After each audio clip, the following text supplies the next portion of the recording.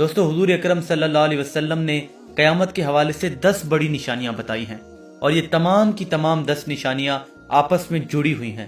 جیسا کہ حضور اکرم صلی اللہ علیہ وسلم نے ایک حدیث میں بتایا کہ قیامت کی نشانیاں تسبیح کے دانوں کی مانند ہیں۔ جب ایک تسبیح ٹوٹتی ہے تو اس کے تمام دانے ایک کے بعد ایک گرتے چلے جاتے ہیں۔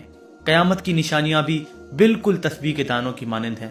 جیسے ہی کوئی ایک نشانی پوری ہوگی تو باقی نشانیاں بھی ایک کے بعد ایک پوری ہوتی چلی جائیں گی۔